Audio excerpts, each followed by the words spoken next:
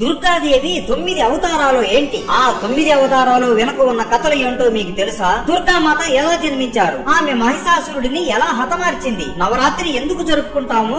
దుర్గాదేవి 9 రోజులు కఠోరంగా మహిషాసురుడితో యుద్ధం చేసింది. ఈ 9 రోజులు వేరు వేరు అవతారాలతో యుద్ధం చేసింది. ఆ అవతారాలు ఏంటో ఇప్పుడు మనం తెలుసుకుందాం. మొదటి అవతారం పేరు శైలపుత్రి. మొదటి రోజు శైలపుత్రిని పూజిస్తారు. శైలపుత్రి పర్వతాలకు రాజు అయిన హిమవన్ కి జన్మించింది. ఆమెకు ఇంకో పేరు ఉంది. ఆ పేరే పార్వతీదేవి. ఆమె కుడి చేతిలో కమల పువ్వు పట్టుకుని ఎడమ చేతిలో త్రిశూలం పట్టుకుని ఉంటుంది. శివుడికి భార్య అవడంతో ఆయన వాహనం అయిన నందీశ్వరుడిని పార్వతీదేవి కూడా వాడేది. ముందు జన్మలో శైలపుత్రి సతీదేవిలా జన్మించి ఆమె తండ్రి అయిన దక్ష ప్రజాపతికి ఇష్టం లేకున్నా శివుడిని వివాహం చేసుకునింది. దక్షుడు మహోన్నతమైన యజ్ఞం మొదలుపెట్టి దానికి అందరి దేవులను పిలిచి శివుడిని మాత్రం పిలవడు. సతీదేవి ఆ యజ్ఞానికి వెళ్లి తన తండ్రి అయిన దక్షుడిని నిలదీయడంతో దక్షుడు శివుడిని అవమానించేలా మాట్లాడతాడు. కోపం మరియు బాధతో నీ కూతురులా నేను ఇక బ్రతకలేను, నేను మళ్ళీ జన్మించి నా శివుడిని వివాహం చేసుకుంటా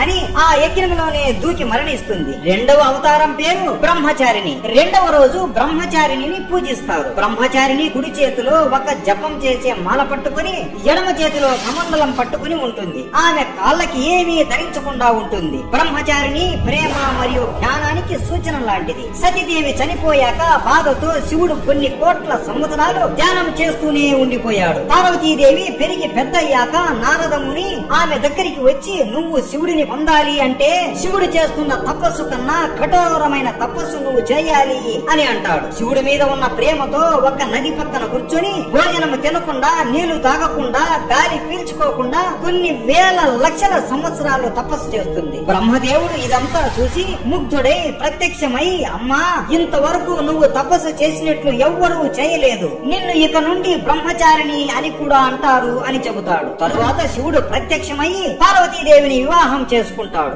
మూడవ అవతారం పేరు చంద్రగంట. మూడవ రోజు చంద్రగంటని పూజిస్తారు. పార్వతీదేవి భక్తిని చూసి శివుడు ఆమెను అంగీకరిస్తాడు. పెళ్లి రోజు శివుడు పర్వతాలకు రాజు అయిన హిమవన్ రాజభవనానికి ఒక క్రూరమైన అవతారంలో వెళతాడు. శివుడి శరీరం మొత్తం బూడిదతో నిండిపోయి ఉంటుంది. పాములు ఆయన శరీరాన్ని చుట్టుకుని ఉంటాయి. ఆయన జుట్టు అంతా విరబూసుకుని ఉంటాడు. ఆయనతో పాటు పెళ్లి బరాత్ కి దయ్యాలు, భూతాలు, అఘోరాలు, మనుషులు, జంతువులు అలా అన్ని జీవులను వెంట పెట్టుకుని వస్తాడు. ఆ దృశ్యాన్ని చూసి పార్వతీదేవి తల్లిదండ్రులు మరియు చుట్టాలందరూ భయపడిపోతారు. కానీ పార్వతీదేవి నవ్వుకొని నేను కూడా నా భర్తలా క్రూరమైన రూపంగా మారుతాను అని చంద్రగంటలా మారిపోతుంది. ఆమె సింహం మీద స్వారీ చేస్తూ శివుడి దగ్గరికి వస్తుంది. ఆమెకు 10 చేతులు ఉంటాయి. ప్రతి చేతిలో ఒక ఆయుధం ఉంటుంది. కానీ 10వ చెయ్యి మాత్రం పైకి ఉండి తన భక్తులను ఆశీర్వాదం ఇచ్చేలా ఉంటుంది. ఆ రోజు శివుడు ఆమెను వివాహం చేసుకుంటాడు. ఆ రోజుని మహాశివరాత్రి అని కూడా మనం చెప్పుకుంటాము. 4వ అవతారం పేరు కుష్మాండాదేవి. 4వ రోజు కుష్మాండాదేవిని పూజిస్తారు. ప్రపంచం మొత్తం శూన్యంగా ఉన్నప్పుడు కేవలం ఆమె చిరునవ్వుతో మొత్తం సృష్టిని సృష్టించింది అని చెప్పుకుంటారు. సూర్యుడి మదిలో కుష్మాండాదేవి ఉంటుంది. ఈ అమ్మవారు ఎంతో మంది దేవుళ్ళని సృష్టించింది అని చెప్పుకుంటారు. కుష్మాండాదేవి 8 చేతులతో ప్రతి ఒక్క చేతిలో ఒక్కో ఆయుధంతో ఉంటుంది. ఆమె ఒక సింహం మీద స్వారీ చేస్తూ ఉంటుంది. ఆమె సింహం లాగా ఆమె భక్తులు కూడా భయం లేకుండా ఉండాలి అని భావిస్తుంది. ఆమె చుట్టూ ఒక వెలుతురు ఎప్పుడు వస్తూ ఉంటుంది. ఆమెను పూజించే వాళ్ళు కష్టాలు పడుతున్నప్పుడు ఆ వెలుతురు వాళ్ళ మీద పడి కష్టాలు అన్ని తొలగిపోతాయి. 5వ అవతారం పేరు స్కందమాత.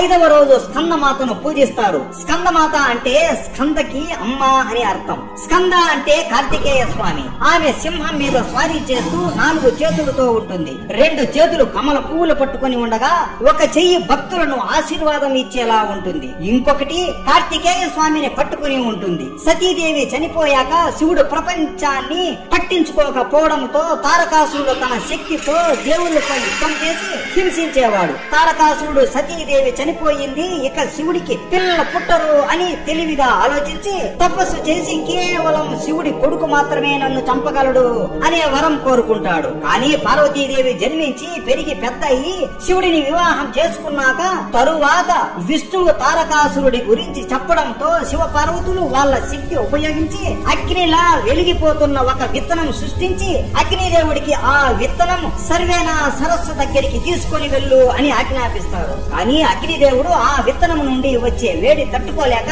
దుర్గాదేవి సహాయం కోరతాడు. దుర్గాదేవి ఒక నీటి రూపం ఎత్తి ఆ విత్తనాన్ని సర్వేనా సరస్సు దగ్గరికి తీసుకుని వెళ్తుంది. అక్కడికి వెళ్ళగానే కార్తికేయుడు 6 మొక్కలతో జన్మిస్తాడు. పెద్ద అయ్యాక దేవుళ్ళకి సేనాధిపతిగా ఉండి తారకాసురుడిని చంపేస్తాడు. 6వ అవతారం పేరు కాత్యాయని.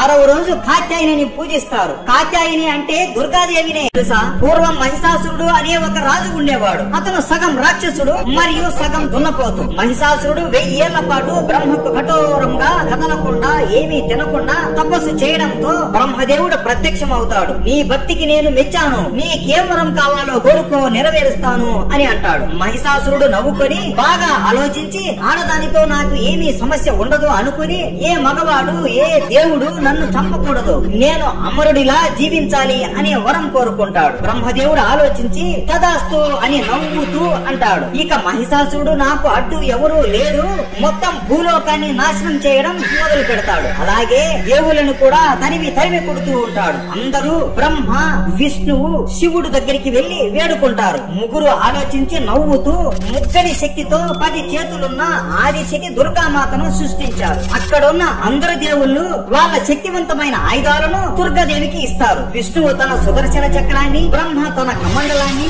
ఇంద్రుడు తన వజ్రాయుధాన్ని, వరుణ దేవుడు తన బాణాలని, యముడు ఒక శక్తివంతమైన కర్రని, విశ్వకర్మ తన గొడ్డలిని, సమయానికి దేవుడైన కాల్ తన శక్తివంతమైన ఖడ్గం, ఇంద్రుడి వాహనమైన ఐరావతం ఒక గంట ఇవ్వగా శివుడు శక్తివంతమైన త్రిశూలాన్ని ఇస్తాడు. హిమాలయ పర్వతాలు శక్తివంతమైన సింహాన్ని ఇస్తారు.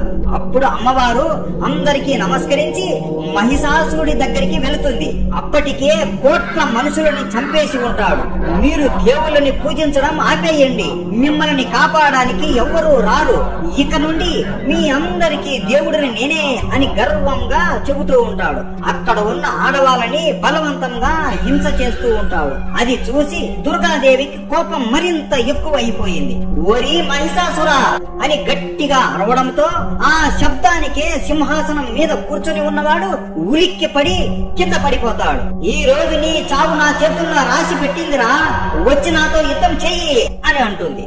మహిషాసురుడు అమ్మవారిని చూసి నవ్వుకొని ఎంతో మంది రాజులు దేవుళ్ళు నన్ను ఏమీ చేయలేకపోయారు, కేవలం ఈ ఆడది నన్ను ఏమి చేస్తుంది అని గర్వంతో పక్కనున్న ఆడవాళ్ళ జుట్టు పట్టుకుని లాగుకుంటూ నవ్వుతూ అరుస్తూ తన ఖడ్గాన్ని పట్టుకొని వస్తాడు. దుర్గాదేవి కోపంతో బ్రహ్మదేవుడు ఇచ్చిన కమండలం నుండి నీళ్లు తీసి వేయగా అది మహిషాసురుడిపై పడి తన చర్మం మొత్తం కాలిపోతుంది. అలా మొదలైన యుద్ధం 10 రోజుల పాటు కొనసాగింది. ప్రతిరోజు మహిషాసురుడు తన రూపం మార్చుకుని దుర్గాదేవిని మోసం చేస్తూ గాయపరిచేవాడు. అప్పుడు దుర్గాదేవి కూడా ప్రతిరోజు రూపం మార్చుకుని యుద్ధం చేస్తూ ఉంటుంది. అలా 9 రోజులు 9 అవతారాలు ఎత్తి చెడుపై మంచి యుద్ధం చేస్తూనే ఉంటుంది. 10వ రోజు మహిషాసురుడు తన శక్తివంతమైన దున్నపోతు అవతారంలోకి మారి యుద్ధం చేస్తుండగా దుర్గాదేవి శివుడికి ఇచ్చిన త్రిశూలంతో మహిషాసురుడి తల ఒక్కసారిగా నరికేస్తుంది. అయినా కూడా అమ్మవారి కోపం తగ్గలేదు. కోపంతో విలయ తాండవం చేస్తుంటే ముల్లోకాలు తత్తరిల్లిపోతూ ఉంటాయి. అప్పుడు దేవుళ్ళు మనుషులు ఆమెకి పూజలు చేసి అమ్మవారిని శాంతింపజేసి కోపం చల్లారుస్తారు. అలా మనం ఇప్పుడు దసరా మొదలు అయ్యాక 10 రోజులు అమ్మవారికి 9 అవతారాలుగా మనం పూజ చేస్తాం. అలాగే చివరి రోజు రాముడు రావణుడిని చంపేసిన రోజు కాబట్టి ఆ రోజు రావణుడి బొమ్మను మనం కాల్చేస్తాం.